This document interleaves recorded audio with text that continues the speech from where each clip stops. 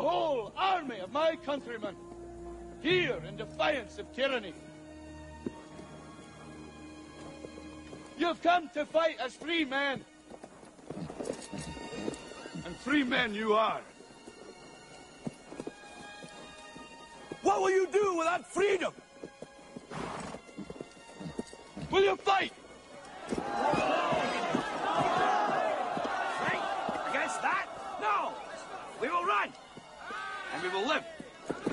Die. Fight and you may die. Run and you'll live. At least a while. And dying in your beds many years from now, would you be willing to trade all the days from this day to that for one chance, just one chance, to come back here and tell our enemies that they may take our lives, but they'll never take our freedom? You ready? Let's go. Yeah.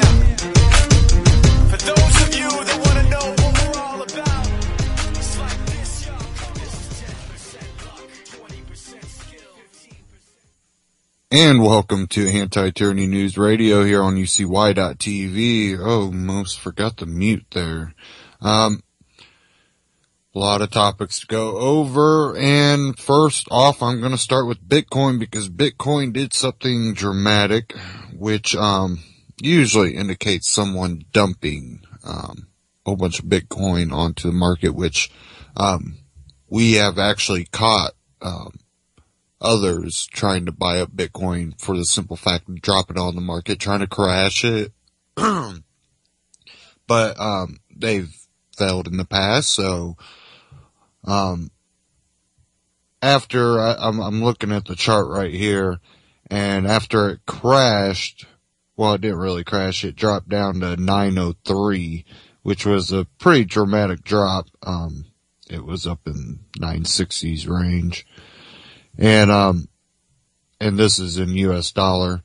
It dropped down to 903, but then right after that, looking at the chart, it started going right back up, which that right there indicates to me that someone dumped Bitcoin on the market, because that would be the main reason for something like that to happen. Definitely with all the news of universities, more hotels are now starting to accept Bitcoin, and the casinos out in Las Vegas are now starting to accept Bitcoin. And through all that, I expected to see Bitcoin actually, maybe hit that 1,000 mark here soon. I still don't think that's a far off, possibility.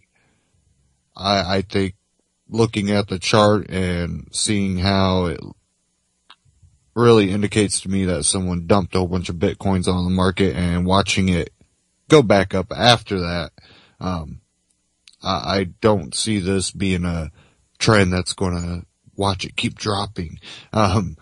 Definitely when you have more businesses starting to accept things and more people wanting to use it, that definitely indicates that there's a strong want for it. That would be the free market. So I really do see it still going up, and it's a worldwide currency that has no central authority, and that's the main appeal to that. And once all the Bitcoins have been created, you can't create more. There is a ceiling, and it's not a glass ceiling.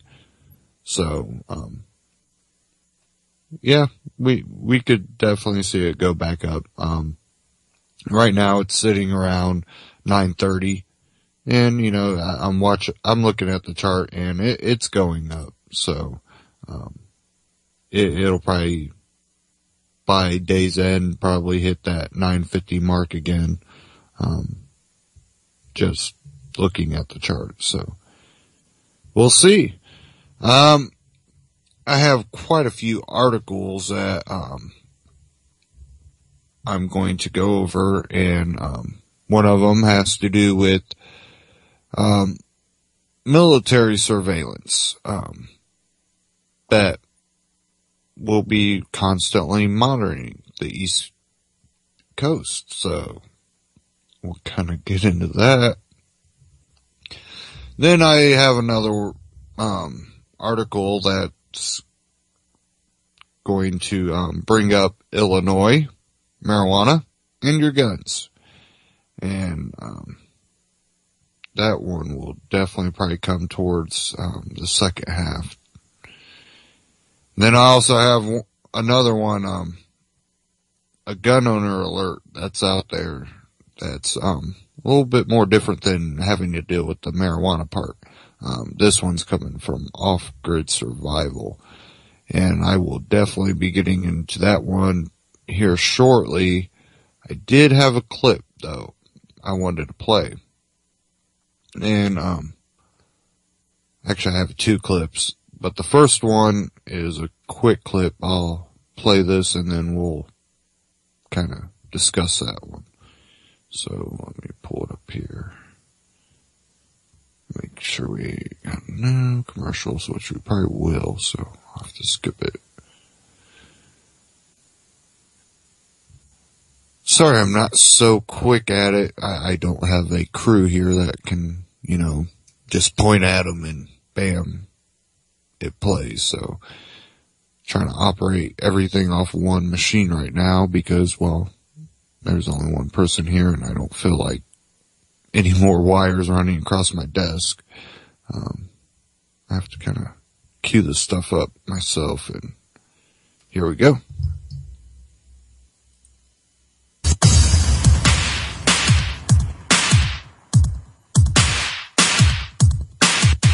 We've all heard about the NSA spying scandal. The National Security Agency reading every email, listening to every phone, gathering every text message on hundreds of millions of Americans. I'm Ben Swan. Have you ever wondered how the NSA collects all that info? Well, they have this massive facility in Utah. It costs $1.5 billion, is 1.5 million square feet, and has another $2 billion in hardware and software inside. All of it to listen in and collect every phone call and text message sent from every cell phone in America. But is there any way to stop it? Actually, yes, and it wouldn't take an act of Congress or a presidential order. Let me tell you about this. The NSA has created this monstrosity of a facility in Utah. But it's not only in Utah. The NSA has spying facilities in Texas, Washington, Colorado, Hawaii, Tennessee, Georgia, and West Virginia. And what all these facilities have in common is that in order to gather trillions of bits of information, and candidly it's even more than that, on hundreds of millions of people, the NSA needs massive supercomputers. Now, stay with me. Have you ever run the GPS on your phone for too long and it got really hot? Imagine running all these supercomputers day and night. They get really hot really fast. So how do you keep them cool? By pumping millions of gallons of water. In the Utah Spy Center, the computers there alone require 1.7 million gallons of water every day. That's not every month, that's every day. So one group, the 10th Amendment Center, has a plan. If you want to control the NSA spying, don't go to Congress or the president, because let's face it, no matter which party's in power, the NSA keeps growing. Instead, just turn off their water. The 10th Amendment Center has created a bill called the 4th Amendment Protection Act. They are working to get it passed in Utah and other states as well. It simply says that those states cannot provide their much needed water and other natural resources for federal facilities run by the NSA. The answer is stunningly simple. No water equals no NSA data center. Thanks for watching. Be sure to check out all of our Truth in Media videos down below. You can also subscribe to our YouTube channel, and you can find us online at benswan.com. So, let's shut off their water. Shut off the NSA's water supply to all those servers that is storing metadata on you. I believe that's a great plan. And I kind of touched on that at the end of an article. I went over the article, Wednesday. And I touched on that at the end of the article about the 10th Amendment Center. thanks to all the supporters out there and people that shared that article. It's since last Wednesday, it's really went viral.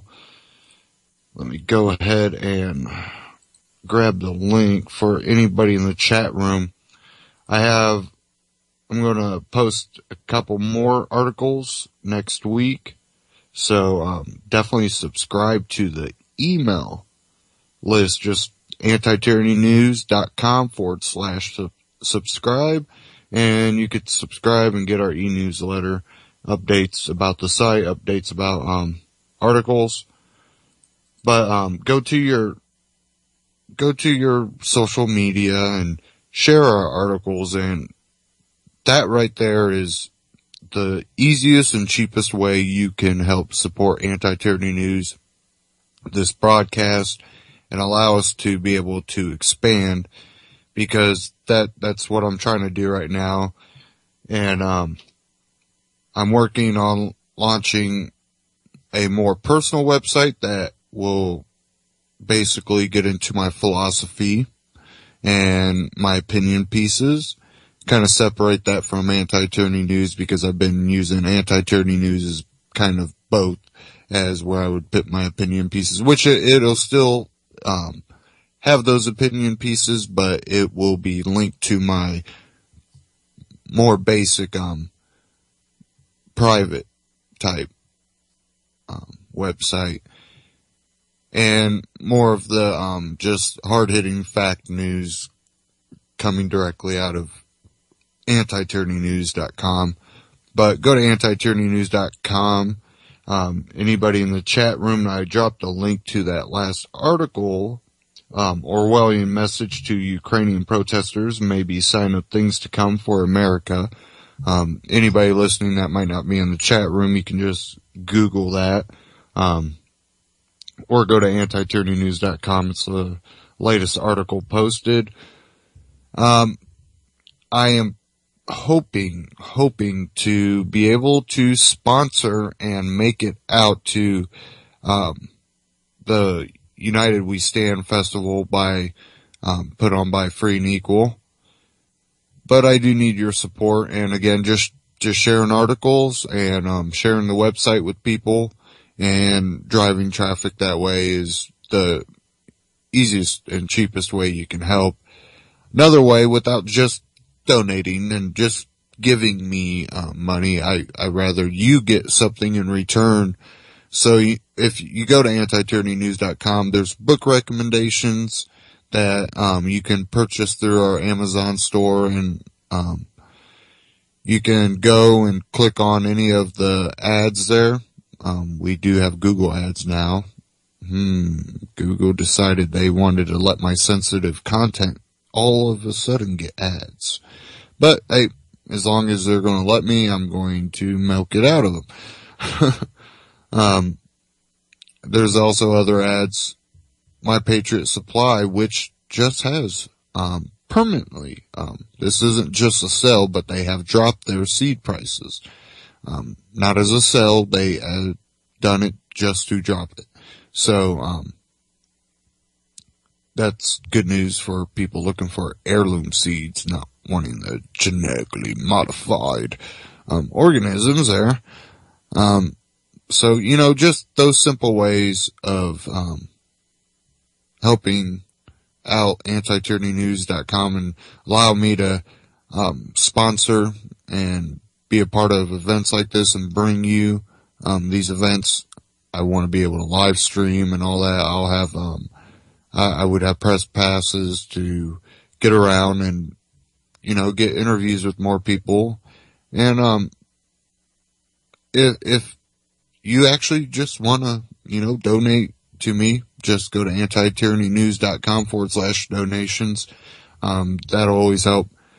You that have followed me for a long time know I do work another job on weekends. So when I take a weekend off to do something like this, there goes my my compensation. The money I personally usually turn around and invest right back into this operation. And as we grow, good thing that I have more advertisers wanting to come on. People go, oh, you have advertisements. Well, I have to be able to fund this. One thing I don't like to do is fly. That's kind of the last, attempt type thing. If I need to get somewhere, I'd rather drive. I'll fly if I have to, but I'd rather drive. So, gas, getting around. I do all that out of my pocket already, so I don't feel any shame in asking for help. I've built this to give other people a platform to do their journalist work. I've given opportunities to people, and a lot of it has to do with the support. And the support has grown for Anti-Tyranny News, and another good thing I've seen is the support for UCY. I've seen UCY out there, and I've seen it, brought up multiple times, and people go, oh, there's a show, broadcast on UCY. That's always a good sign, and any help you can give UCY. Jules has this platform, does not charge me to use this platform, and, she spends all of her time, and any help you can do, you can, go to the UCY's Amazon store, and, you can also donate, go to ucy.tv, and you can go there and donate. All the help you can give UCY, I appreciate too, because of this awesome platform that, I have the opportunity to be a part of. So, one thing, I'm not afraid to send donations away from me. I do think I earn, some credit for what I do, but I know there's so many other people that have a lot more invested. They don't work that other job to help bring income in. Luckily, they've had money saved back that they've been able to live off, but, that doesn't go on forever. And, always showing that appreciation too. I think that's something that a lot of society has lost. They get something from someone and, well, you gave it to me type attitude. And it's like, yes, they gave it to you. Now show the appreciation for the opportunity and what they've given to you. It's one of those things that I hope to see more of it in society.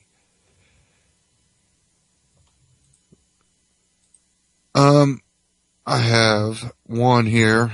I've been playing a lot of Stefan Molyneux, but I have another one here. I felt pretty interesting.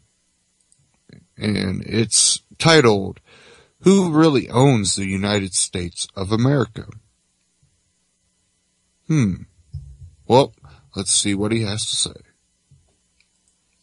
Hi everybody, Stefan Molyneux from Freedom Main Radio. Hope you're doing well. A couple of questions from a listener that I will try and knock off as best as I can.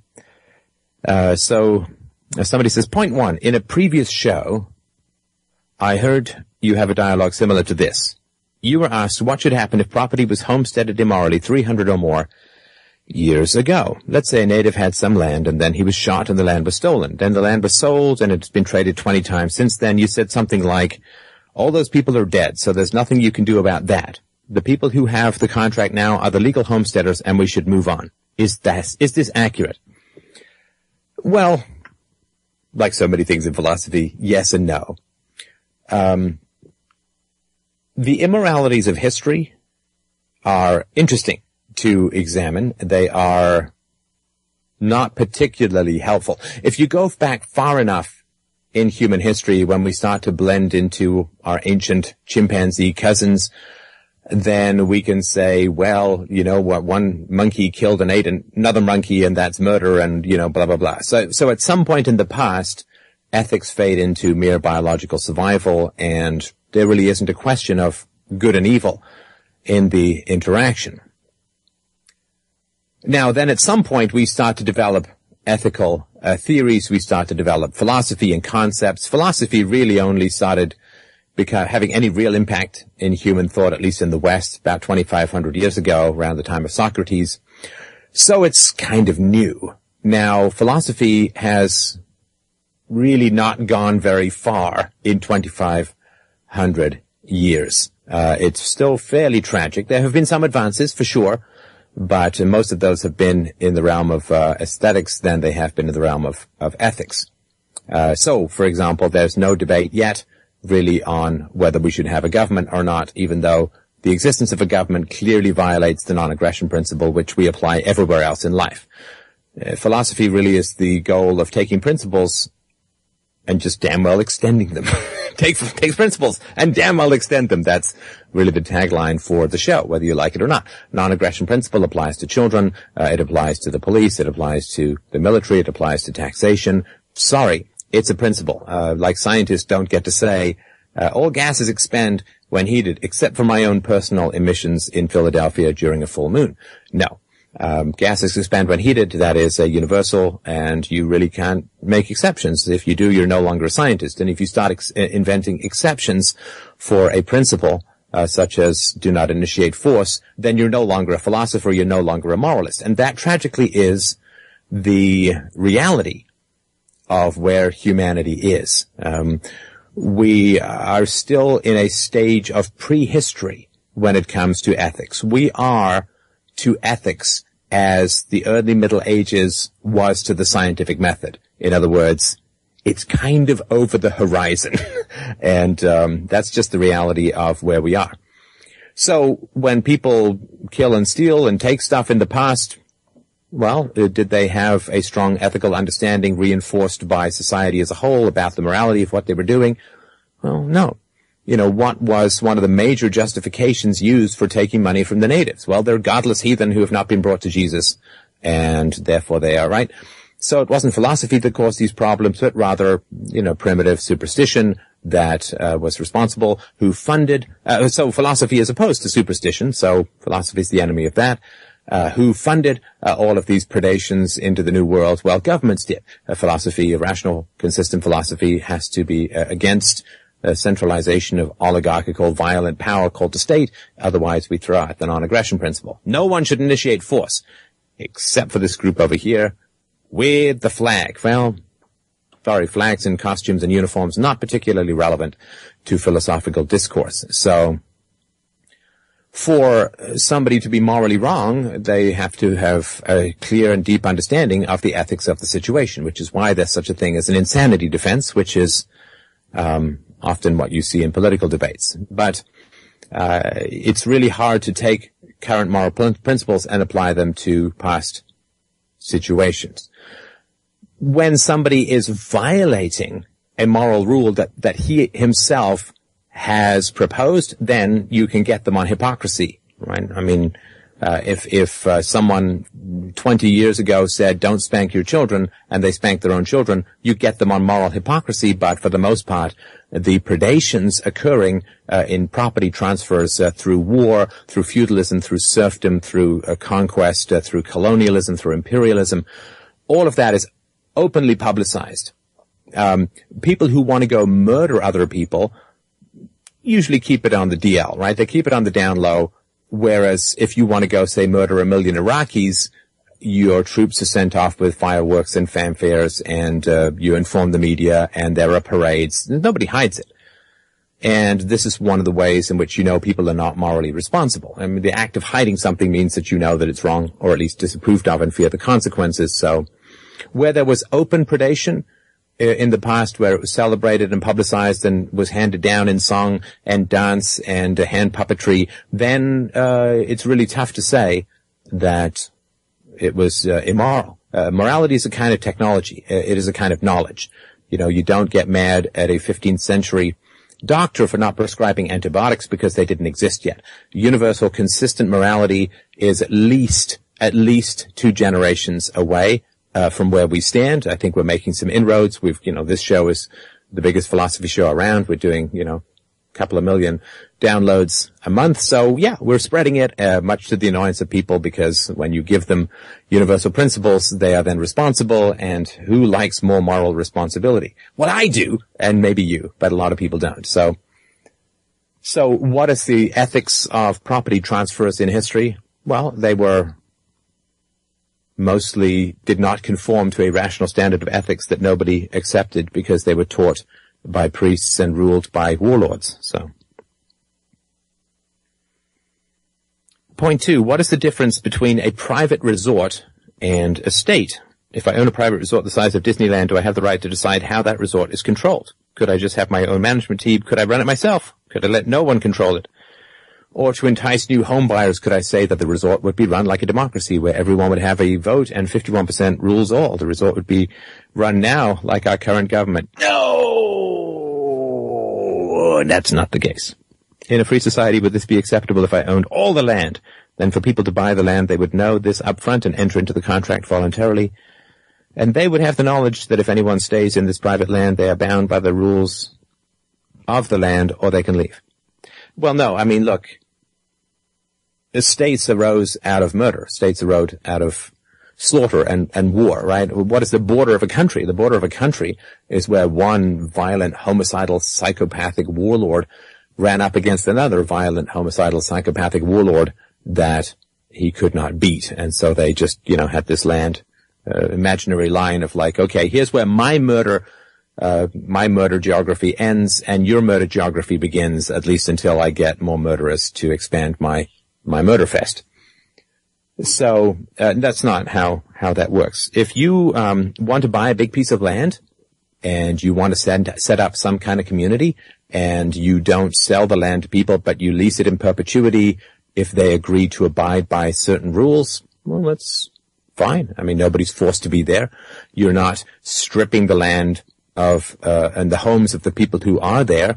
You are not sending Mongols in firing poison-dipped frogs from arrows on the backs of centaurs. You are just buying up some land and building some stuff, right? You can't take someone's land and impose, and they can voluntarily sell to you if they want, but you can't just take someone's house and impose your rules on them. You have to take an area of land that's not used, and like only 2 or 3% of the U.S. is actually populated. It's tons of land if you want to set up your own socialist experiment or whatever experiment. So yeah, I mean, you can go and you can build that, and you can set up contracts. Not a state though, because everyone is moving there voluntarily. They have to actually proactively move there voluntarily. They can leave there at any time, and you do not get to initiate force. You're not propagandizing their children by forcing them into government schools or anything like that. So it's really not the same as a state. I mean, the initiation of force is the key. The mechanics of rape are not wildly dissimilar than the mechanics of lovemaking, right? The mechanics of stabbing someone in some ways are not wildly dissimilar than an emergency tracheotomy or appendectomy, but the ethics of the situations are entirely different. So the fact that someone's in charge of a territory and people have to obey those rules, well, it's about as similar to a state as lovemaking is to a rape. There are some similar mechanics, but the ethics are completely opposite. So, point 3. What if I immorally homesteaded some piece of land around 350 years ago and called my land USA? So all the people who took the land immorally are dead, and the people now have a legal homestead. If I called my resort USA government and the land is run like a democracy, surely that is the same as what we now have in a free society. We don't have a free society, but so what right do we have to remove the land owned by the company called USA government if they are the legal homesteaders and everyone else is just a leaseholder? Well, again, right now the federal government claims to own about a third of American land. American land is owned by the U.S. federal government in particular. Okay, so who is this? Who? You point to me the person who is the U.S. federal government. There is no person who is the U.S. federal government. Is it the politician? Well, he goes in and then he goes out again. Is it some civil service worker, civil servant? Well, they retire and the new ones get hired, right? There's no person. You can say, well, a corporation can own blah, blah, blah, but a corporation is just another state fiction, like the state itself, so that's not really a great analogy. Who is it who owns it, and how did they earn it? Right? The how you earn it is pretty important. There's no individual in the federal government who now earns that land. Let's say that 500 years ago, one of my ancestors in Ireland was killed, and some British guy took his land. Well, the British guy at least has been working the land, or has the land, or whatever now. That can actually be traced to him, and he has invested in capital improvements. He's built irrigation ditches. He's planted crops. He's built a house. He's actually invested his labor.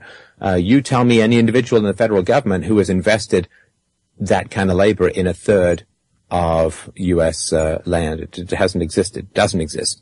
So I don't see how that's analogous. The government is a fundamentally religious fiction that is invented to cover over the problem of the commons represented by the state. The problem of the commons is a whole bunch of farmers have a whole bunch of cows. There's an area of common land, and therefore they all have an incentive to overgraze that land, and that's the problem of the commons. The idea that you solve this for the government is ridiculous. The government is more subject to the problem of the commons than anything. Like, the government can print its own money. Is that going to cause any problem to the commons? The government can go into debt that other people have to pay off next generation who never voted for it. Is that a problem of the commons? And of course, the idea that we need a huge public entity to solve a problem of small public land, like the common land where all the cows graze, is truly insane.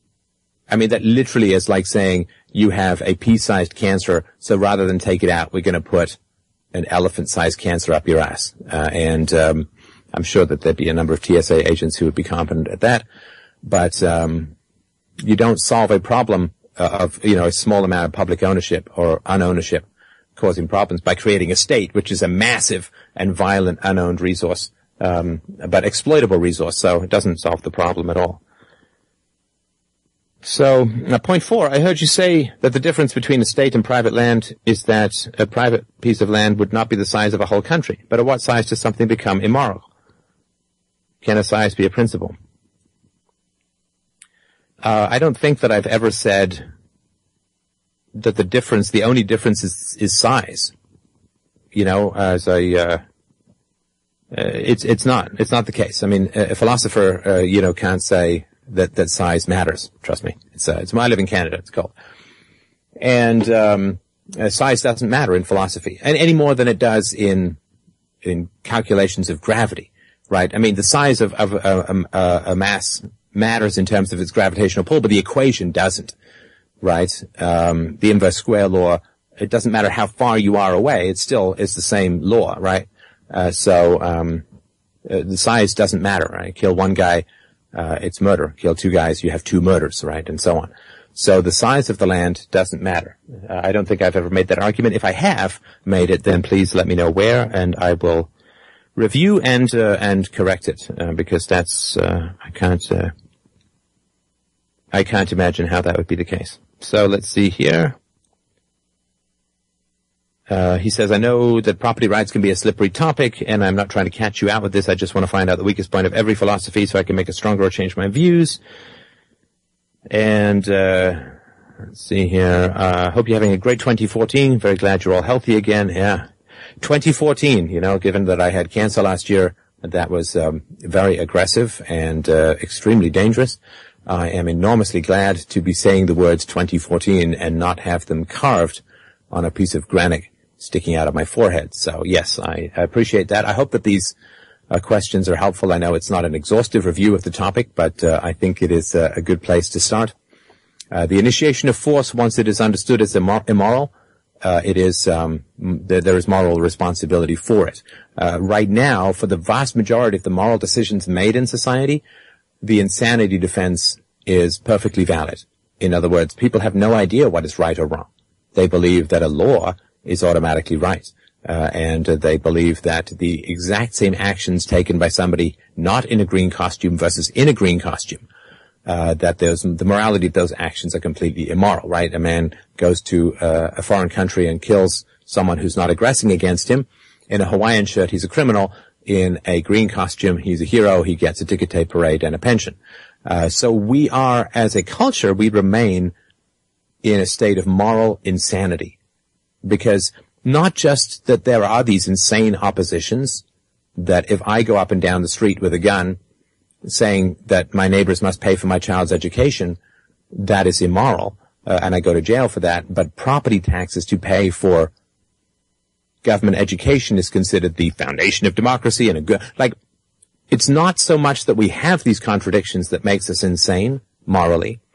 It's that we have these contradictions and nobody notices them. Nobody even has any problem with them. They never arise. In fact, to point out these contradictions to people in society is to be labeled insane. This is how insane society remains, that anybody who points out logical opposites in the most essential human topic of ethics is considered to be insane. The crazy people look at the sane person and all chant, "You're mad, you're mad, you're mad," while covering themselves with the fecal matter of historically destroyed minds as a result of the plague of anti-philosophy known as historical thought. But that is the reality of where we are.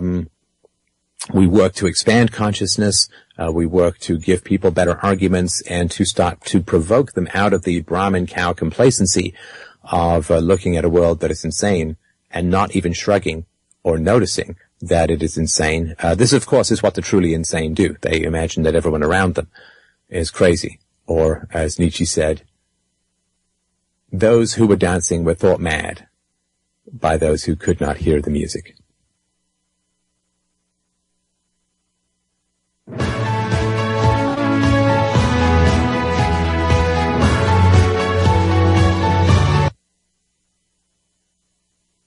Okay, Stefan Molyneux.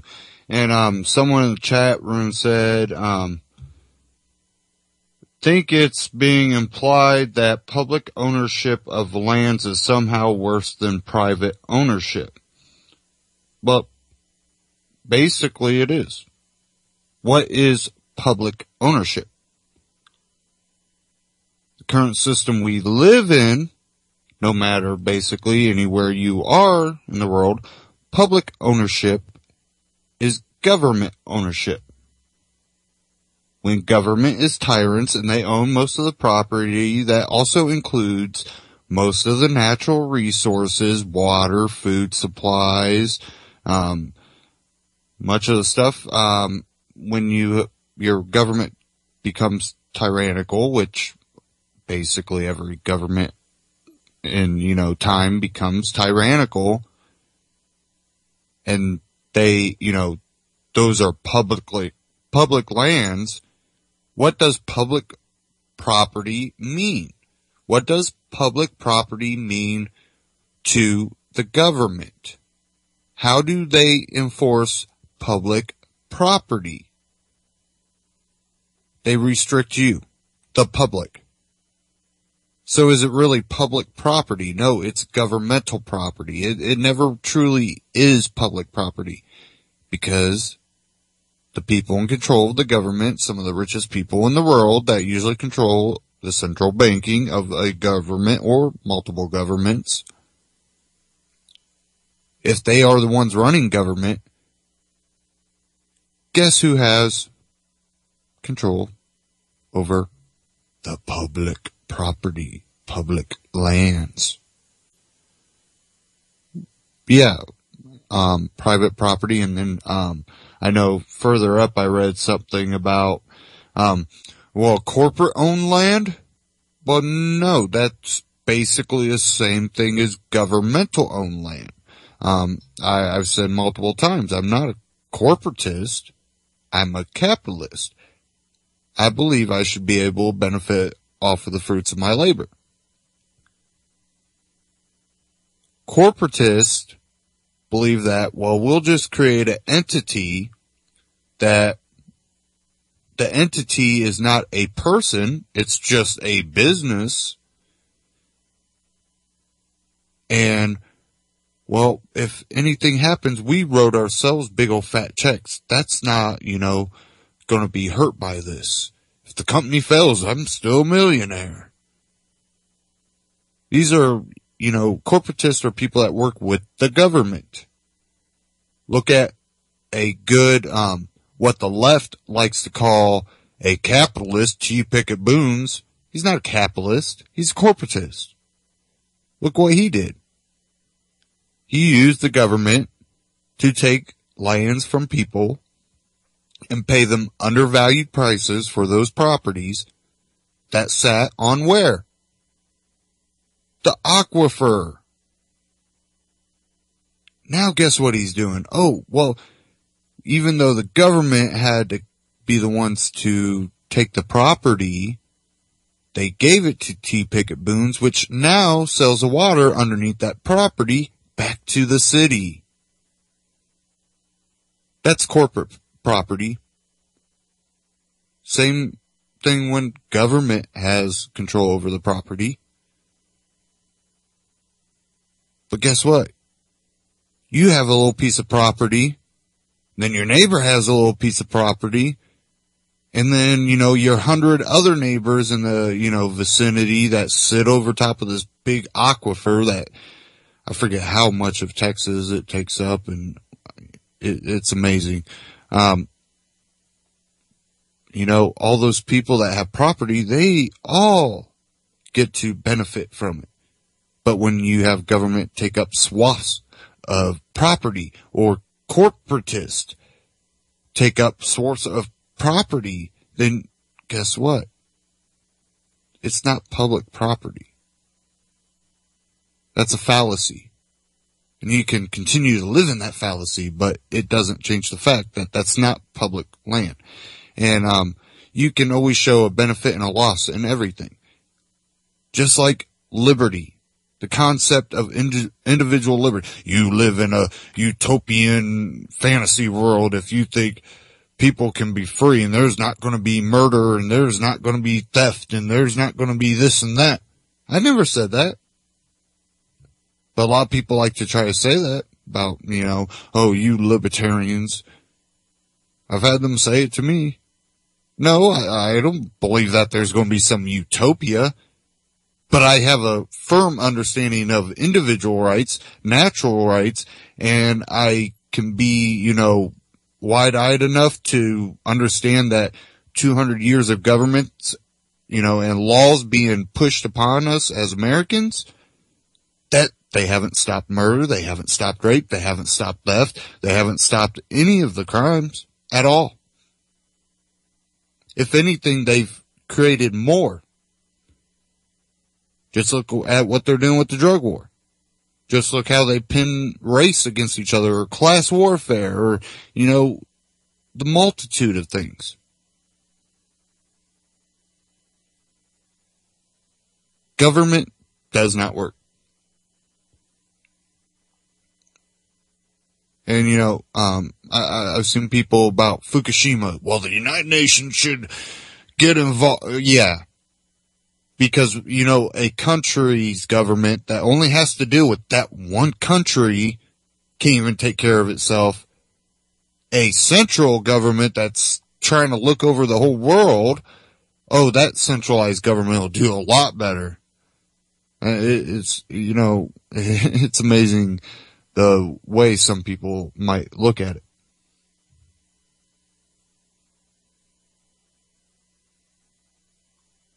And, and people go, corporate property.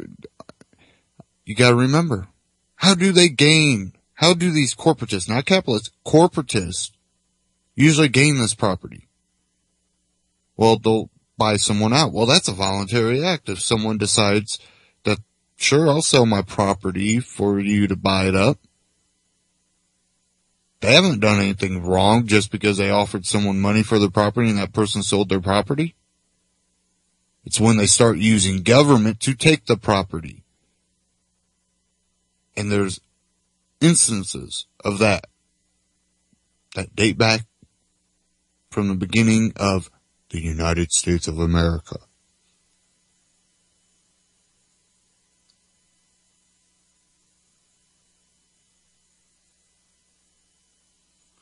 Okay, let's see where we are at on the clock here. Okay, I will have enough time to play this, And then second hour, I got some more articles we're going to get into. And we'll look at those issues from the perspective of a liberty-minded person. That's how I think. That's how I speak. I look at it from natural law, not human law. I don't believe in the, right for someone to dictate over others, so I can't look at human law. That's immoral to me. It should be immoral to everyone, but you wonder sometimes. Okay, where is this clip? I got it in one of these tabs. If I can just find it.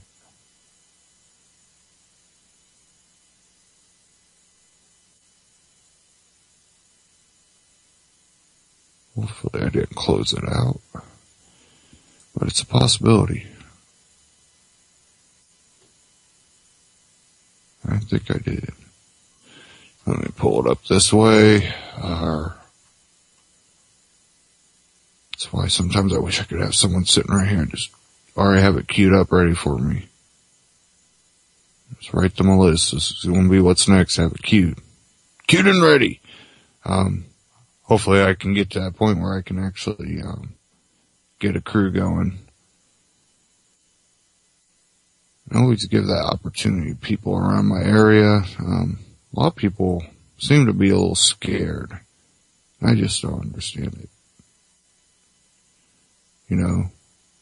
Scary thing is being silent and watching everything collapse and having to live with knowing you could have spoke up, could have maybe helped out. I think that would be what I would be aiming for. Okay, here it's coming.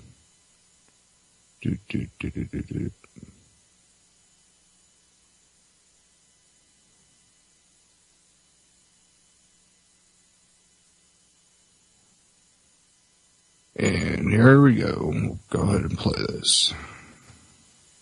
This is titled Imperious Gangsters Are Running the American Empire.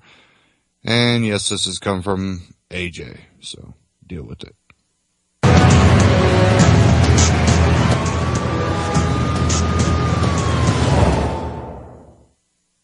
And we've got Obama saying things like he's good at killing people. I mean, even the people I know that are Army and Navy. And this is with Bob Barr. Forces and Marines. I mean, the guys, no one, even if he killed people with his bare hands, you don't make statements like, I'm good at killing people. I think it shows a narcissistic, really amateurism of Obama, and it frightens me to think that these people are so into red carpets, so into the jets, so into the month-long vacations, to know that even if we had a corrupt elite, if they weren't so reckless, it wouldn't be as scary. I mean, I really have never been a big fan of the theory that it's a government incompetence theory. But more and more you see the foreign policies uncoordinated. It's crazy. I mean, funding Al-Qaeda to attack Syria. What's your take on that?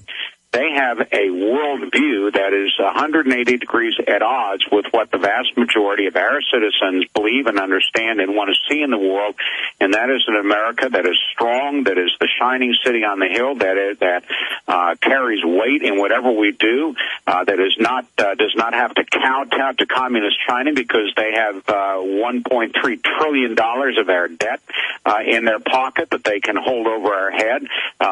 That's the sort of thing that costs us dearly, even in non-economic terms as well, because it reduces the flexibility and the options that are available to the United States of America in dealing with these foreign problems and crises. As long as we remain a major debtor nation, we will not carry the weight in the world that Ronald Reagan did. There's just something very creepy about a bunch of gangsters up there running the American empire, and very frightening.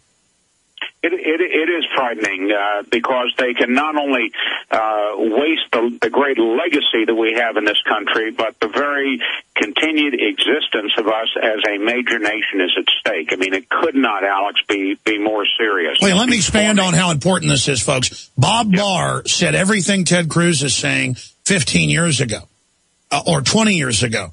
And it's just that back then the dinosaur media was still dominant, and so he could barely get on CNN, get on Fox sometimes, show the message. People weren't ready to hear this libertarian, constitutional, truly conservative, common sense message. And Bob Barr was popular, but just not iconic. I'm telling you, you get back in Congress now, it'll be like having another Rand Paul, another Ted Cruz, but it's like bringing back, Babe Ruth, back to life, basically. And no, don't get carried away, Alex. I'm liking too much of what you're saying there. Don't get too carried away. I mean, no, I'm serious. You're going to be. And there was some outstanding Americans that we need to continue to support. No, but I mean, and Ron Paul. Exactly. I'm just saying, Ron Paul never got his due when he was there until the end. And then he became a rock star of liberty. That's what we need. And I'm saying we need to get you back in Congress to be a major leader. And the zeitgeist is there. The climate is right. I mean, I'm not just putting, perfume on this thing. I'm sure that's why to throw your hat in the ring. If you get in there, you're going to really be able to have a bully pulpit and really get in there and do some filibustering, to expose what's happening. Congressman, tell folks how they can go to your website. Just, it's a very simple, www.barcongress, B-A-R-R, Congress.com, barcongress.com. Can't miss that, I tell you. And we're out of time. You got to promise to come back soon to talk about all the other issues. A selfish question. Whatever happened with the lawsuit? Because I know you got the intel that Matt Drudge, Alex Jones, Infowars.com, that we were being demonized and on these lists, and they were trying to declare national security and stuff. Did we ever find out what the TSA's up to?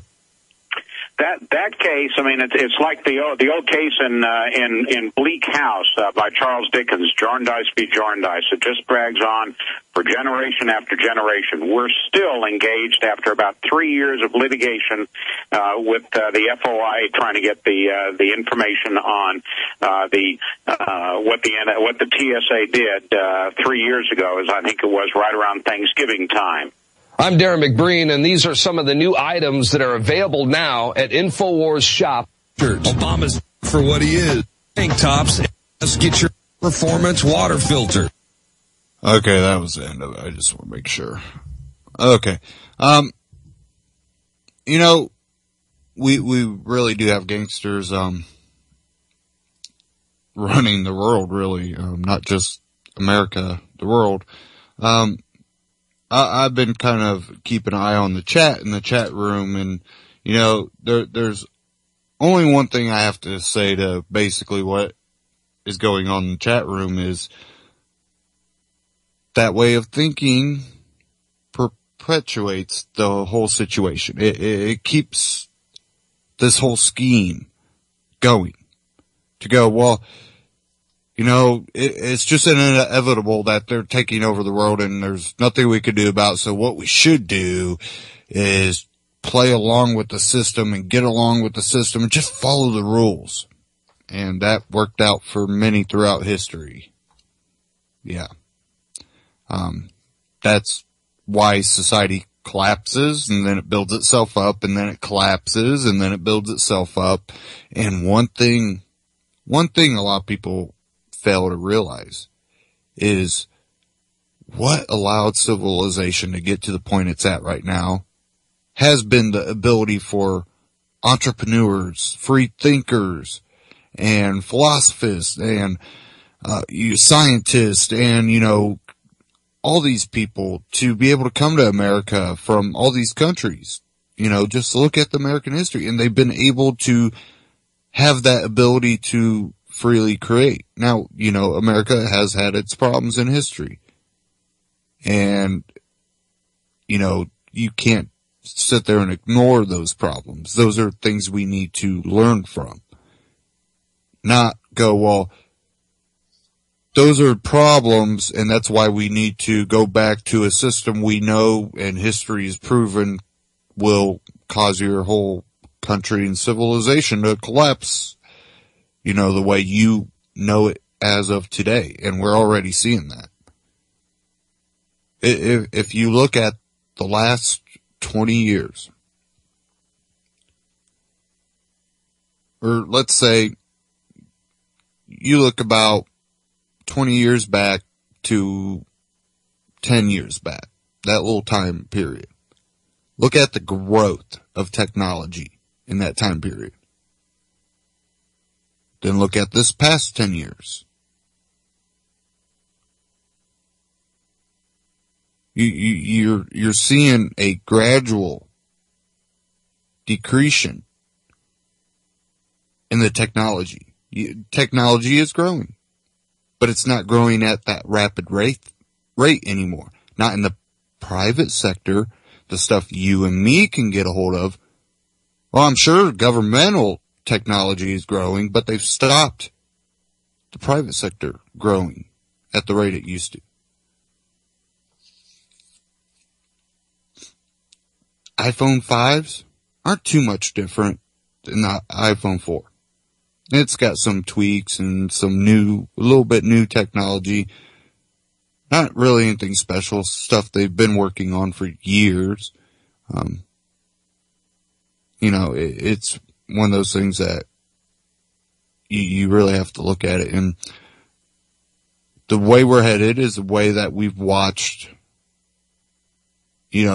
civilizations, countries, governmental, order collapse itself. And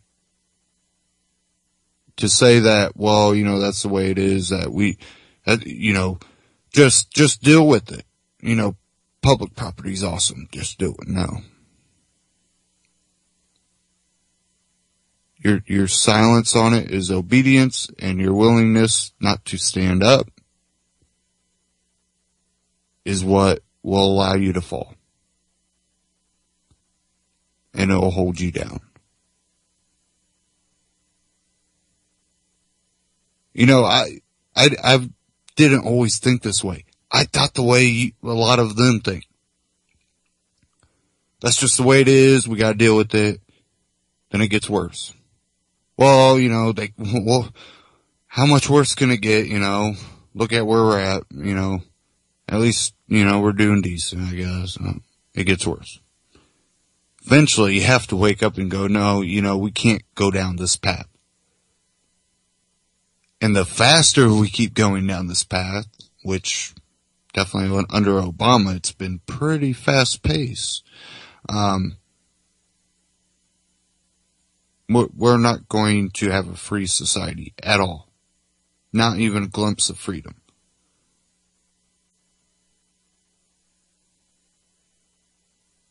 So, it's something you really have to start really thinking about.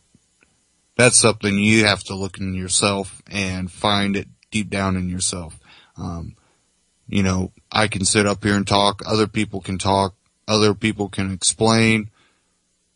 And you can just roll with talking points and answering questions with questions. But eventually you're going to have to look in yourself and understand it and figure out really where is your morals? Where is your ideals? What do you truly believe in? And do you believe that you are somehow better than other people and should have the right to rule over them?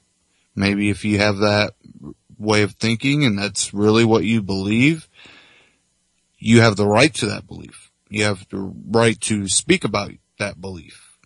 But you don't have a right to rule over other people. And other people don't have that right either. Government always claims to want to be there to help people. They usually cause the most harm. And they usually stand in the way of other people helping those. No, you must pay us tax, and then we'll help the needy out. And what we found out after, 200 years of this government, guess what? They haven't been helping. And you could see that with any government. The only time government helps is when it starts stepping out of the way.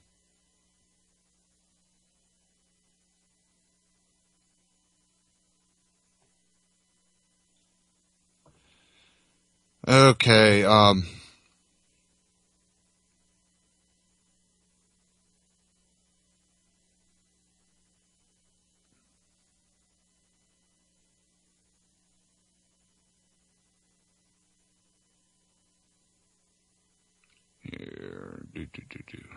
Come on. I have one out of Off-Grid Survival. Gun owner alert. National newspaper chain targeting concealed carry permit holders. Civitas Media, a national newspaper organization who owns over 100 different publications, is trying to build a state-by-state database on concealed firearm permit holders, according to a company insider. In an email obtained by the Buckeye Firearms Association, Jim Lawitz, Civitas Director of Content, wrote, "Through Public Records Act requests, we will attempt to build a state-by-state database and list those who have the right to carry a concealed weapon." While the newspaper chain hasn't confirmed why they are seeking to build the database, many are concerned that they will use the information to target gun owners, just like the left-wing news organization Gawker did last year. Last year, the idiots over at Gawker, in an attempt to intimidate gun owners, published an online database listing where all the gun owners in New York lived. Under the headline, "Here is a list of all the assholes who own guns in New York." The news organization attempted to put together gun owners' lives at risk by publicly outing anyone who had a gun in their home. And there's a little bit more there at Off-Grid Survival. And that shows the inability to fight the message that instead they target. That's one thing about, some of the Tea Parties that I know and talk to, the founders and the chairmen and chairwomen of those Tea Parties, and they're the few Tea Parties. Tea Party, there is no like central organized one, but there is a large number of it that is being controlled and manipulated. These Tea Partyists really are the original, Tea Partyists. They're the ones that didn't allow their, Tea Party to get hijacked and really try to stick to the libertarian ideology. And, these are people I've known since, 2008, 2007, probably. One of them I've known since 2006. And, they started their Tea Party in 2008, 2007. And people are like, well, why would you associate with the Tea Party? You're a libertarian, but you associate with the Tea Party. Some of them are constitutionalists. Some of them are libertarian type leaning people. But, Tea Party's been smeared and dirtied, and why would you align yourself with those people? Because those people share my beliefs. They share my ideology. Even some of the constitutionalists, when I've talked to them, they can shed that constitutionalist when you actually explain that. I don't expect this to happen overnight. I understand there's a large amount of the populace that is addicted and need weaned off of government. I understand that the Constitution can be a way towards a freer society. And I explained to him, now if you think that the Constitution is where society needs to stop when it comes to government, I would say that would be a wrong way of thinking, a flawed way of thinking, if you truly believe in liberty. I think society should be able to progress that says, well, government doesn't ever fix the problems.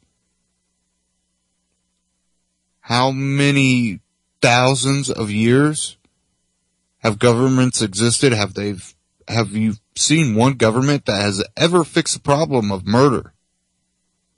Have you ever seen any government that had a thriving economy that the government decided, well, now that the economy's great, we can get huge. Have you ever seen that work out for a country? No, governments usually screw that up too. Have they stopped rape? Have they stopped theft? No. Well, do you think that if we get back towards the Constitution and keep working, can we work past the Constitution? Can we get to the point where we can have voluntary interactions and there basically be only one law? You can't abridge another person's right. The right to their person and their property. Right to their safety, their family safety, and the right to be able to defend that. And most of them go, well, when you put it like that, yeah, I could agree to that. And I'm like, well, then maybe you're not a constitutionalist. Maybe you just think that that's a path that we can take to get to that free society. There's things in common with a lot of people, even Republicans and Democrats. There's some people that just will not agree with you because they are just dead set in their way. And again, I've been there. I was that Republican guy. And I'm not a Republican. I don't side with the Republicans. And I don't side with all the Tea Party. Even the Tea Parties I do associate with. Don't always side with them. And I will debate them on that. It's fine. And we can disagree. But we understand right now, we are headed down the path that will lead to total tyranny. And we know we have to reverse that path. We have to turn it around before we don't have the ability to turn it around. People go, we don't have the ability now. Well, you can believe that. But I'm still talking to you right now. There's a lot of people out on the airwaves still talking to you right now, on the internet still talking to you right now, spreading that message. You'll know when it's too late. And it'll probably hit you like a wall of bricks.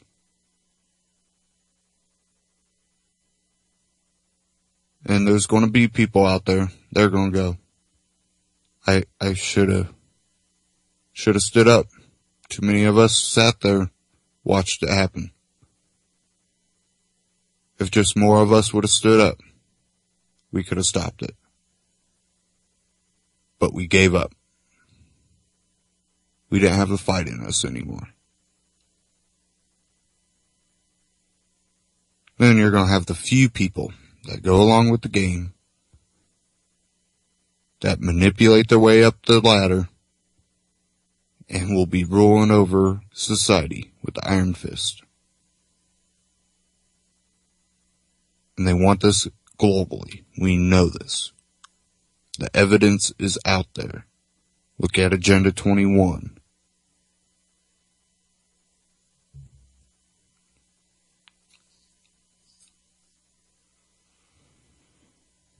Okay.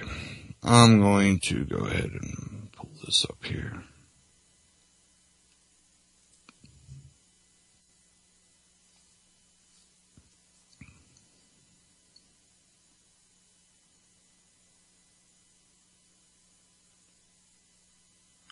This one is police sheriffs organizing against the police state and Fed. This is coming out of We Are Change. And make sure we don't have a commercial. If we do, we have to skip it.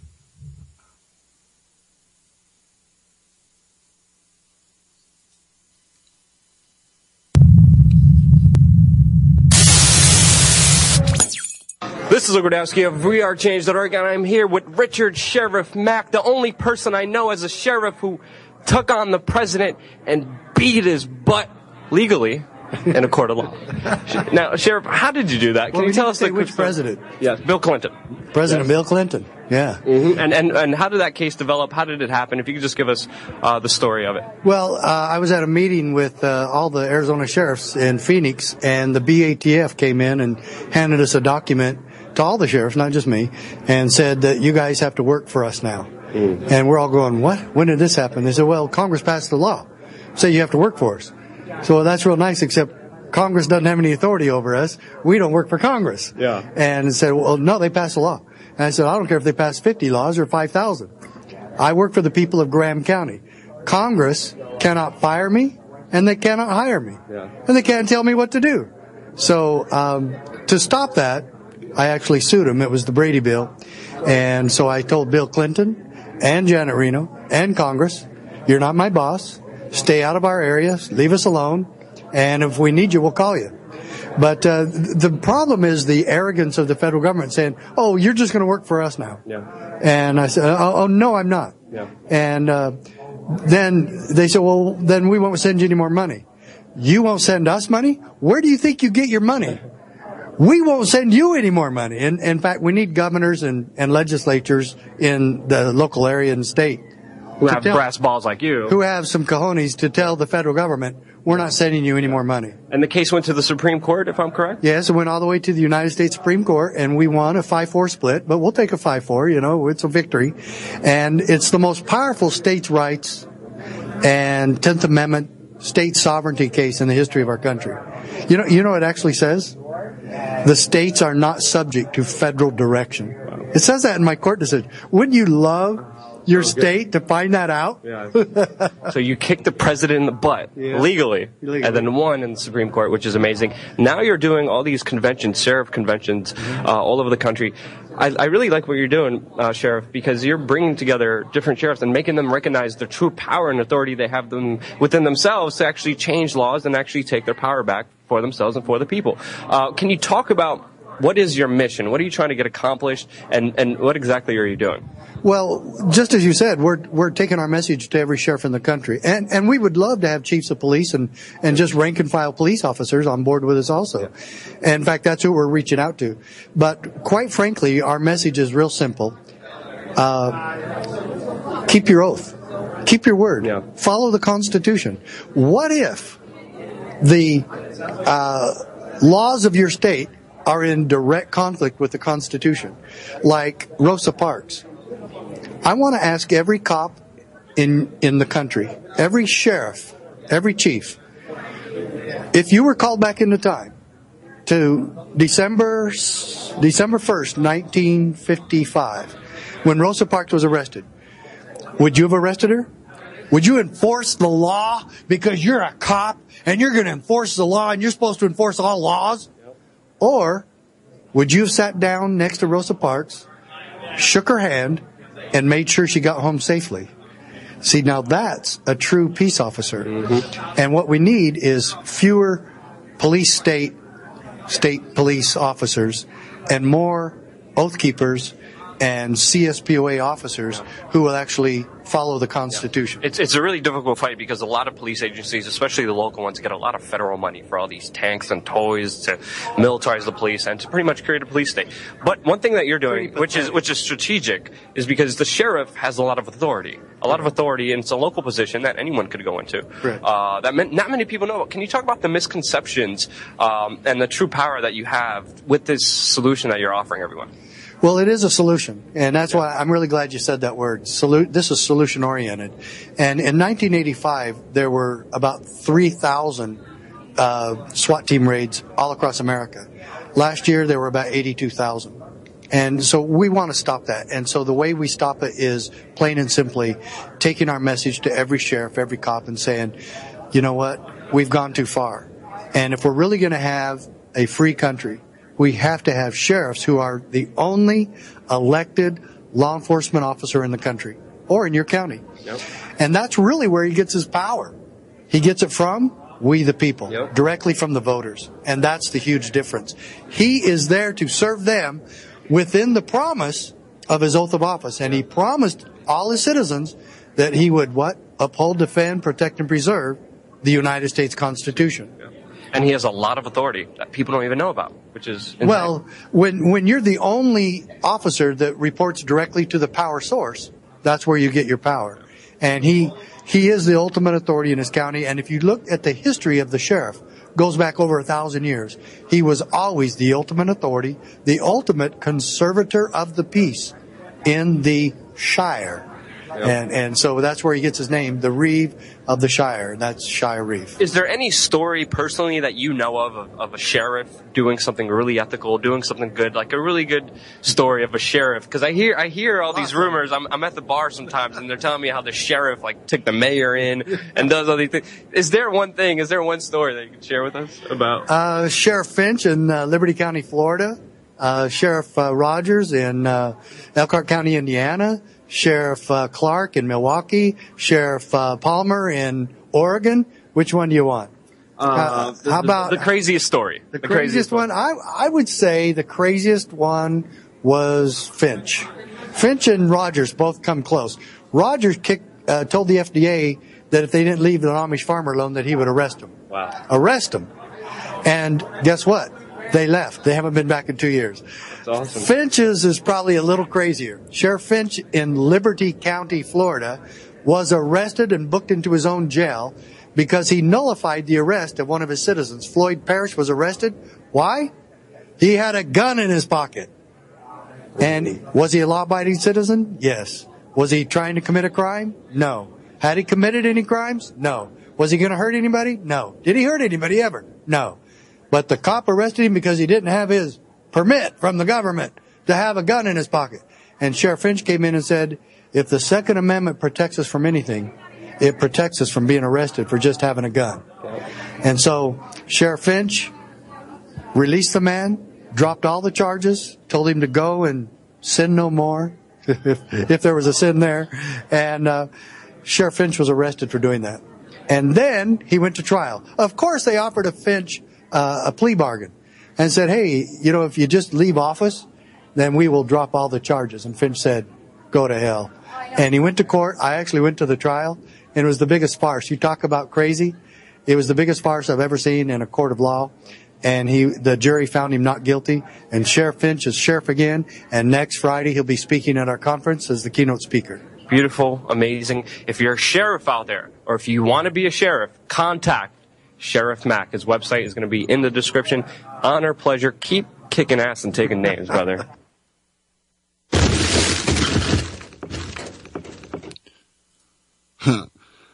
Okay, that was a great clip. And you've heard it on this broadcast many a times here in the United States. Your sheriff. Your sheriff is probably the most important and really the main person. If you're going to vote, you should vote for. And you should know and educate self about that person. Really find out where their ideology stands. And, that's where you can make such a big, big difference. I seen something in the chat. I have to comment on this too. I have the poor to be looked after. The government so far has done it better than the private sector. Well, I don't know where you're at, but statistics have proven over and over and over that would only really apply if you take out the simple fact of how much government prevents the private sector from helping people.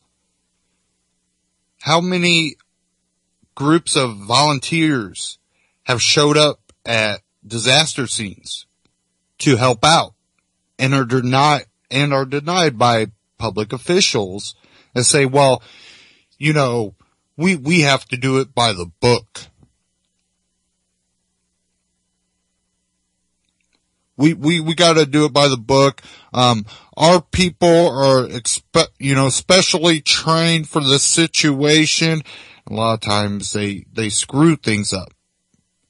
Again, I don't know where you're from, but let's just look at the whole Sandy incident. People were trying to go in and hurry up and get their house cleaned out before the water-soaked walls started turning moldy. They wanted to hurry up and get the stuff out before it became a toxic situation to be in. They were immediately served with papers that said if they had any children in the area or on the property, that the kids would be taken away. These people just lost their home. Some of them crawling out of, basements or whatever, or, crawling out of there's attics because of flood water. And they're being told, well, you have to, hurry up and get out of here. Otherwise, we're taking your kids. When a lot of the places they probably would have went to are also destroyed. And then, let's look at Katrina. There was all kinds of volunteers trying to get down to Katrina and help. I've seen private sector attempt to help people. And they could do a hell of a lot better job if I could take that money that government takes from me by force or the threat of force, and I can give it to these private organizations that they've, done the proper training. They know what needs to be done. They're willing to go down there, get it done. They don't have to go through all this bureaucratic BS that people down in New Orleans are still can't rebuild their home, don't know what the hell's going on. People in Sandy are still trying to fumble around with all the bureaucratic BS. People are like, yeah, but look at the private sector insurance guy. Why do you have to have insurance? More bureaucratic BS with our justice system. So if your neighbor decides, hey, I'm going to go help, my neighbor out, he's trying to get shingles up to his roof. He's been on a new roof. I'm going to go over there help him. Can I help you, bud? Oh yeah, sure. You can come help. Okay. Falls off the ladder. You have to have insurance because he can sue you because he decided to come over and help you and fall off your ladder. Why is that allowed?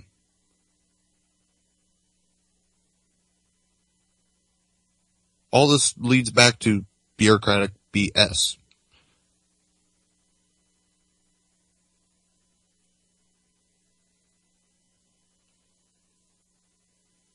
And, to the person in the chat, I don't know who's calling you elitist. I'm not calling you elitist. I just don't think you have any hope. I don't think you have any ambition to work to change. No one's saying this is going to happen overnight. Of course, in a tyrannical government, freedom doesn't seem like something that's, close. It doesn't seem realistic until you understand it. And then until you meet such a big populace of people that understand it. But if you're watching mainstream news, if you're doing any of that, I guarantee you they will do the best to convince you that you're alone out there. You look at the U.S. media, does it the same way. They sit there and they'll tell you, the people just want Congress to, get the ball rolling on this stuff. They're tired of the traffic jam in Congress and nothing getting passed. No, we're not. I don't know many people that are. I don't know many people that are going, yes, we need to get more stuff passed. A lot of people I know are going, hey, keep it locked. Don't let those people back in. They've done enough harm. But if you watch mainstream news, you would be convinced. If that's the only source you had, which I have a buddy that he's old school patriotic. He's late 50s. He's one of those guys that he's been that type of person considered back in the day the patriots, the patriot groups. He was one of those people, and he doesn't get away from his place. He doesn't have an internet, doesn't have phone, has an antenna TV, might get 3 channels in. He was come over and he's like, I don't see hope. People are wanting Congress to get back to work. And I said, where did you hear that at? Well, they were playing on it. I said, I told you about that mainstream media. You have to learn how to block certain things out and be able to distinguish between what's reality and fallacy. And when you hear that people want Congress, well, have they showed you any scientific polls? No. It's just a talking point. Well, yeah, I guess that way. I can show you millions of people, hundreds of thousands and millions of people that hope Congress doesn't pass more crap. But that's a manipulation of media. And, you do have a large populace out there that believes in that. That hope is ripped from them. It's not that they don't have that liberty ideology somewhere in them. It's just that, well, they don't feel any hope because they're not seeing the other people because they watch mainstream too much. But they're out there and we're out here fighting. We got people, and they're in the chat. We have people like Jimmy and we have people like Vince. So many people that are out here trying to spread truth, spread the message of freedom, try to liberate people's minds. But again, you have to take that step within you to say, I know where society's at right now. But if that, far off future of a liberty society was ever to exist, how would we ever get there? It starts with someone. It starts with you. What Gandhi said, be the change you want to see. Well, there's a lot of us that are trying to be that change we want to see. We're out here living what we preach. And it's hard. I got an accident. Oh, I just wanted to go off. I was polite, just, didn't deal with it because, okay, she hit me, we'll get this just taken care of and just be on our way. There's no reason to get mad, but you want to get mad. But because I understand society wants you to be mad at each other, but understanding, this stuff does happen. Let's not get mad over things that we know happen. Accidents do happen. It's not like there was a hit and run. That I probably would have not been able to hold back mad because, well, you're not owning up to your responsibility. You damaged my property. You abridged my right by damaging my property. And you don't need government to be the arbiter in between two people. A lot of times they're not. Cops anymore don't even really do much of a police report. This person was here and that person was there. This person hit, whatever. It's usually the insurance companies that end up battling that out.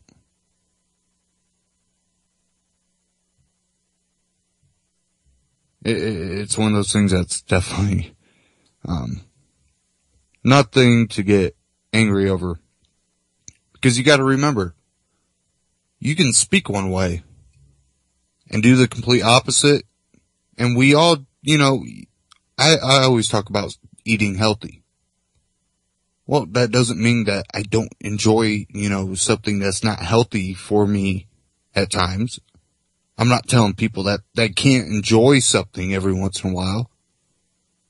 But it's taking that step to move in that healthier direction.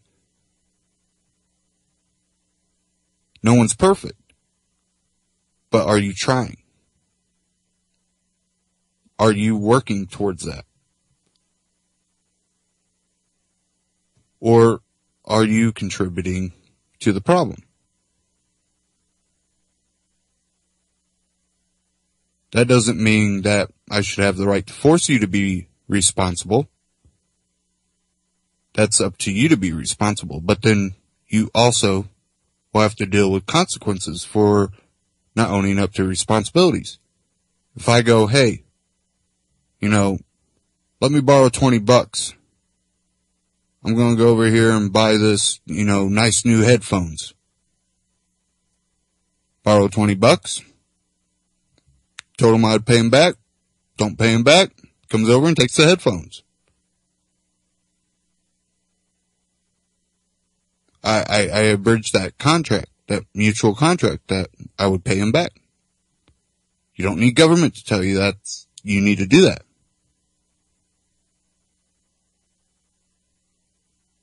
We have to start changing our way of thinking. Let that be something that you take time out to do, just to really sit back without any noise around, as quiet as you can find. Just really concentrate and think about, what can I do in my own life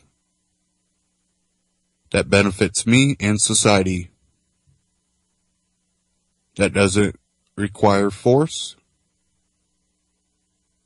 or abridging another person's right. A lot of times, most simplest things are the way you socially interact. See someone, open the door for them. Be polite to everybody, even when they piss you off. Be like, yeah, well, I'm pissed off. Get over it. I have to tell myself that. That's not a bad thing to check yourself every once in a while.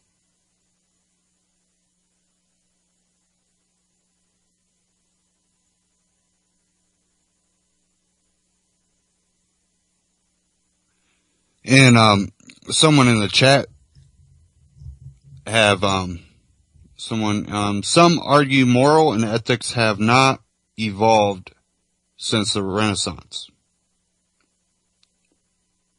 And our person, commented, it's gotten worse. And there's a lot to take in there. If you want to say moral and ethics have not evolved, does that mean that we have inferior ethics? And I'm sure they're talking about as a society. I wouldn't even say it either way. Moral and ethics, they don't change. Some people hold certain morals. Other people don't hold any morals. They don't care as long as they're okay.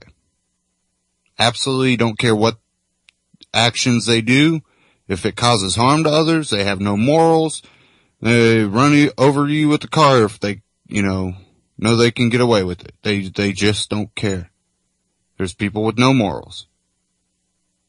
Then there's people with morals that they take to an extreme. That's their right. As long as you harm no one else. Now, if you have a morals that says, well, I wouldn't care if everybody died, but you aren't out there hurting anyone. You're just living your life. You have the right to your opinion. The moment you might act on that going, I wouldn't care if anybody died, so I'm going to go out there and do something. Well, then, maybe you are definitely crossing over a line that you don't have the right to cross over. You have the right to your opinion. You don't have a right to force your opinion on someone. You can hit the mute button or the off button if you're listening to this broadcast. I'm not forcing it on you. You choose to listen. I'm thankful for all the listeners, which we have quite a few in the chat. It's one of those things that morals and ethics really don't change. Society changes on how they act on it or whether they act on it at all. And you can see the ups and downs throughout history. And there's been points of history where morals were, they were strong. and then they were weak, and then they were strong. And there are points in history that you can really see that philosophy of freedom and liberty being talked about. And it's usually watching that society that those people lived in go the opposite direction of liberty and freedom until they collapse. What do they usually do? They overexpand. They take control over everything. Of course, that big of a centralized power can't control everything successfully. Therefore, it collapses. Then society kind of goes back to that third world. Then it builds itself back up. Then it collapses. You know, once you become an empire, you're on that path to collapse. And that's what we are seeing. And I hate to see us on this path. And everything I can do to try to spread the message. That's what my, goal is to be able to spread the message to as many people as I can. Okay, I have another one from We Are Change. I caught this yesterday, and I really enjoyed it. I liked the sheriff there, and this one I really liked. He put out about 3 or 4 really, really good, videos. So, go to We Are Change on YouTube and check out We Are Change. We Are Change. He was kind of not putting too much out there for a minute, and he's got some more out. Here we go. He warned the FDA at the time, and this was now 20 years ago, that if they didn't label genetically modified foods, there would be a consumer backlash against them because consumers would wonder what they were trying to hide. Have you ever heard of a GMO or genetically modified organism? No. I think I've heard, but I'm not really sure what exactly it is. It's been a long time since I've been in college for science. It's like where they add chemicals to the fruit or veggies. I know of it as a crop where they modify the genes to increase the yield or the taste or something else about the plant. There's been a switch in the DNA structure. You don't want to lose your seed. We require fast food restaurants to post calorie counts. So what happens in 10, 20 years down the road? To obtain a better understanding of these GMOs, I set out to interview both experts in the field of and those personally affected by genetic engineering. My first question: scientifically, how does an organism become genetically modified? A genetically modified organism or a transgenic crop is when a gene is taken from one organism and put into a different species. This typically is either a bacteria or a virus. For example, splicing the gene responsible for regulating a winter flounder's body temperature into a tomato would yield a frost-tolerant crop. Although humans have selectively bred plants forever, agribusinesses like Monsanto began truly genetically modifying seeds in the 1980s to both maximize farmers' crop yields and subsequently the global food supply. Monsanto is a giant. They're trying to make products that sell, but products that sell are products that people want, and people want products that are going to increase yields. Glyphosate, manufactured by Monsanto and commercially known as Roundup, is an herbicide that farmers spray on Roundup-resistant crops so the plants will grow but the weeds will die. It's easier for these guys. They don't have to hassle. They don't have to be as accurate. Roundup takes care of it. For now. By utilizing herbicides, pesticides, and advanced technologies, conventional farmers can spend less and produce more. But at what cost? The only problem I don't like about Monsanto is they come after us farmers. They have these patented seeds where they say, well, farmers can't use our seeds for a second round of crops. So you can buy the seed, you can plant it, you can harvest it, and then you've got to wipe your field clean and you've got to start new every year. That's part of the agreement the farmers sign. They go into farmers' fields and check, even though they're not supposed to. I mean, they trespass. Yeah, we know. Monsanto has filed suit against farmers who save and or replant these patented seeds so as to protect its multi-million-dollar investment in genetic research and development. A group of organic farmers in New York even preemptively sued the biotech giant in fear they would be sued if patented seeds from neighboring farms contaminated their fields via wind currents. But how does this information affect the average consumer? Foods that are most often genetically modified are tomatoes, corn, and soybeans, but corn and soybeans are probably the most common. According to the USDA, approximately 90% of all corn and cotton and 93% of all soybean crops planted in the United States are genetically modified. And, despite suggestions of noble intent, they're genetically modifying rice to treat vitamin A deficiency throughout the world. There are people starving in Africa, and if we can get them the food that they need, I say why not? Both the safety and nutritional value of GMOs is inconclusive and highly disputed. There's no difference between if you ate all organic or you ate regular food. So it's not going to improve your life or health or nothing different, as long as you eat fresh. GMO salmon and farm salmon also produce only 1/3 of the healthy omega-3s that wild salmon have. So the nutrient value is down by almost 70%.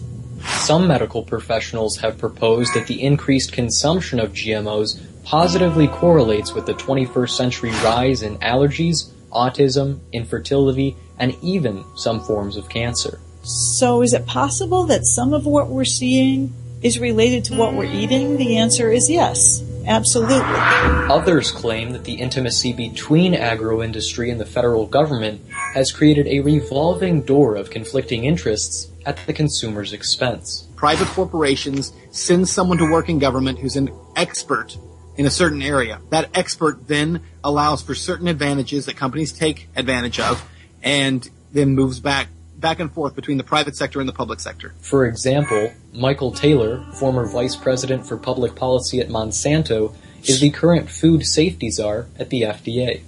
But the ultimate question is, are these genetically modified organisms safe for human consumption?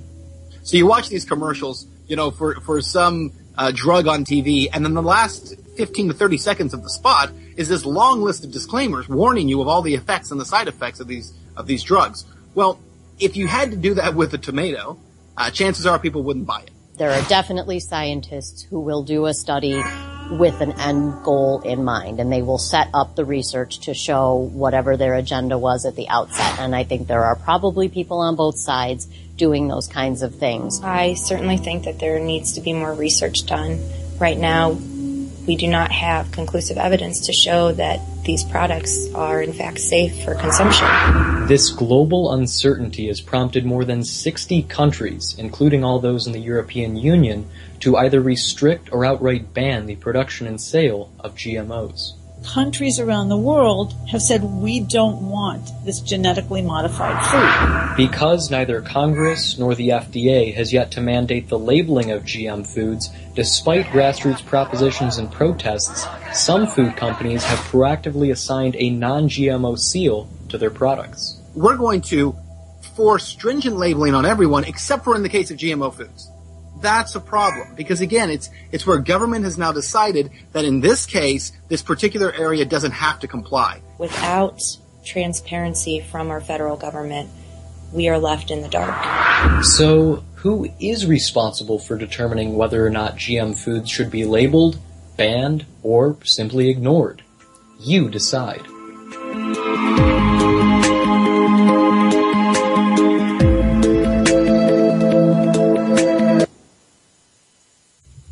Well, the whole thing with science is it's always been used to a political means. What I mean by political means in this case is, well, who allows Monsanto to be this corporatist monopoly. What helped build up Monsanto? I'm sure people in the chat room, if I give it a second, they can tell me what allowed Monsanto to become so big and a monopoly. Anybody in the chat room?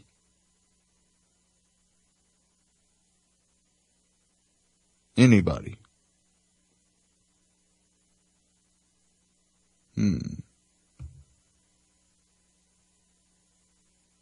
By politicians has nothing to do with science. Well, it has everything to do with science. They used science. A manipulation of science. But if you understand science, science is not fact. It has facts in it. But the core things in science are based off of theory. The core basics of science. The things that create the things that create the things that create the things is based off of science. Media's try to separate religion and science. Yes, they've tried to do that. And they've tried to use a lot of scientists that don't have a religion, don't believe in religion, to try to counteract religion. But there's a lot of people that are religious and scientists. And they go, you know what? We don't know what created the universe. And when we get down to the basics of, where we try to find how did the universe become? They can't do it. Everything's theory. Yes, there are facts in science. There's facts in religion. But both come from a theory and ideology and their belief in that beginning. There's some people that believe string theory. Yes, I know a little bit about science. And there's our people that adamantly deny string theory because it can't be proven. Well, then where do you go from there? Well, we got to prove something. Well, if you're denying string theory, does that mean you're not going to attempt to prove it? Well, maybe I should attempt to either prove it or disprove it. That's what they try to do. Yes, they try to get down to the facts. So do a lot of religious people. There's a lot of religious people that don't believe every little line in the Bible or their other religious texts. They try to decipher the facts from the fiction to have a better understanding. There's some people that believe every line of it. That's fine. Believe what you want. Because in the end, that has nothing to do with government. The understanding that government uses all of these, including the poor people, to their advantage. Government does better taking care of poor only after they have stifled the private people from being able to help out. There were places here in America when I was younger. I still remember when neighbors helped out neighbors. And if they fell off a ladder, they didn't sue them.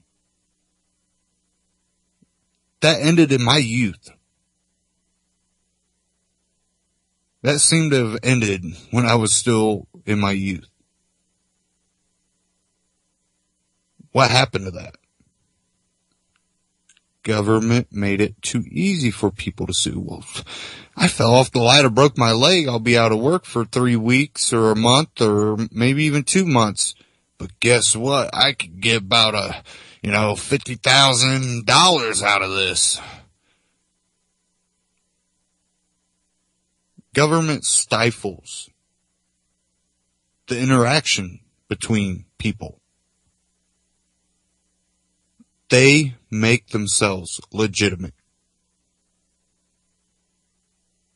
by destroying any of the private sector that gets in their way of growing.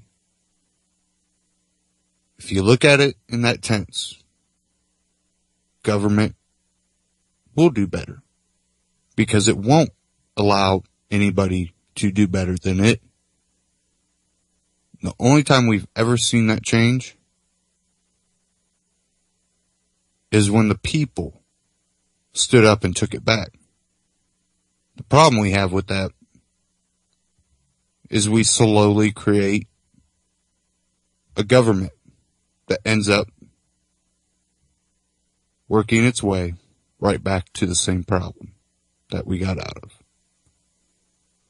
Right now, America is in worse shape from its government than it was when it separated from England, from Great Britain.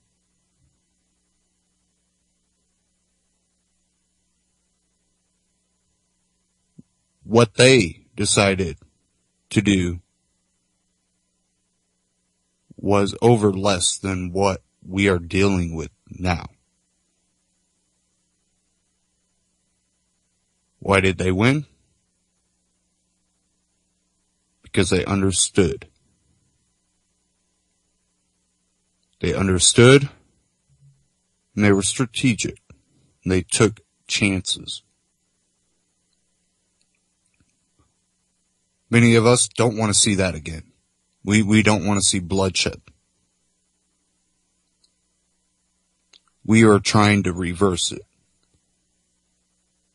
If you want to say, well, this is where we're at, I don't see it getting better, that's your belief. But please, get out of the way of the people that are trying to stand up and do what they know is right.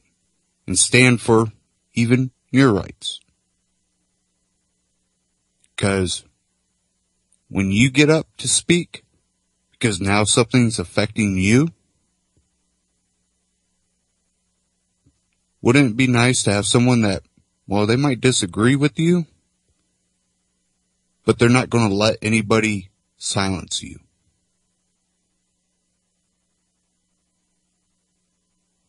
I might disagree with someone, but I wouldn't ever silence them. But if you silence yourself, at least get out of the way of the people that are willing to stand up and speak. And stand up and fight for others.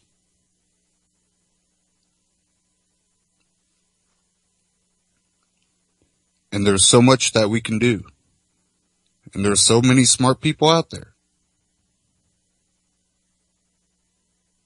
And we have to stop allowing ourselves to be divided.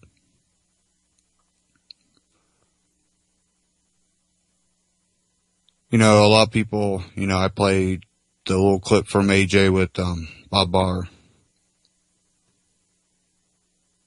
And a lot of people, AJ. And, I understand it to a point. A lot of people don't like AJ. Think he blows everything a little bit overboard and all that. But, he's speaking up, whether you agree with him. He's speaking up. He goes out and does protests. He blow horns. He created his little venture. A lot of people don't know, him covering Waco. He paid for, cable access. Got him a little slot on cable access, paid for it himself. He built what he built. And as long as he doesn't try to rule over me, he has the right to speak too. Same with Glenn Beck. Might not agree with him. Which he, for some reason, has been talking a little bit more libertarian. But might not agree with him. He has a right to speak. I would stand up for his right to speak, whether I cold-heartedly disagreed with him. someone try to silence him. But that also goes for the little guy. The homeless guy on the corner. If he decides he wants to scream out something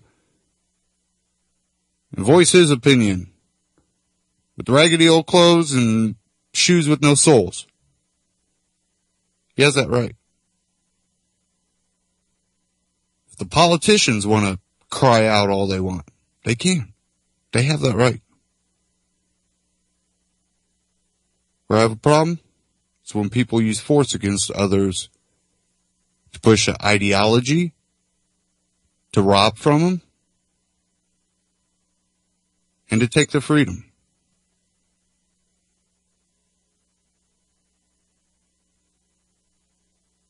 That's where the problem comes in. We talk about propaganda sometimes. But everything's propaganda. Everybody's trying to get you to think one way. I do to a point. I do try to voice my opinion pretty strongly. But always at the end of the day, it's up to you to do your own research. It's up to you to be the one to get out there and motivated. And that's where your intelligence comes from. No university. None of that's going to create intelligence. You can learn your basics from school. But the intelligence really comes from the, real world. And like I've said, I've been a manager, warehouse manager. I've supervised at jobs. That was my job. I did it to the best of my ability. Worst thing that I had to deal with was when I got college students in. Oh, they read every book on this type of stuff. They know everything. Oh, yeah. They know exactly what to do because they have a degree. You got a degree? I ain't got a degree. I've actually been working in this field during high school and after. Well, I learned about this and that and this and that, and then you put them out there. Guess what? They might understand the basics of it, but that doesn't mean they're able to do it. The best people I've hired were the people that didn't go to college. The people that worked in the field, got to understand it hands-on. Those people, take them, toss them there, don't even give them instructions. They already know what to do.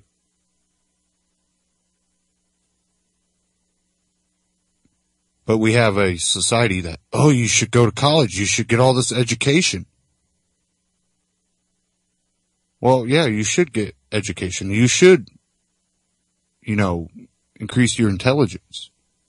But guess what? I do that on my spare time. The real world, the jobs I have to do, I learn those. I work them. Then at the end of the day, I come home. I read. I listen. I watch. I intake. I ponder. I sleep. I eat. I don't need a college to do that for me. I don't need a college to say, read this book. I don't need to pay a college $100,000 if I don't understand something. I go to the internet. I get not one point of view. I get 15, 20, 50 points of view. I come to a logical decision from those multiple points of view instead of a centralized point of view from one instructor at a university. And here in America, our universities aren't what they used to be. I've really come to a realization our universities aren't for us. They're for foreign people from socialist countries like China. They teach socialism, communism. They don't teach old American history. Just ponder on everything I've talked about tonight. And I'll see you next week. Have a great weekend. Anti-Tyranny News Radio here on UCY.TV. Boiler Room Radio with Jim Funke up next. Take care.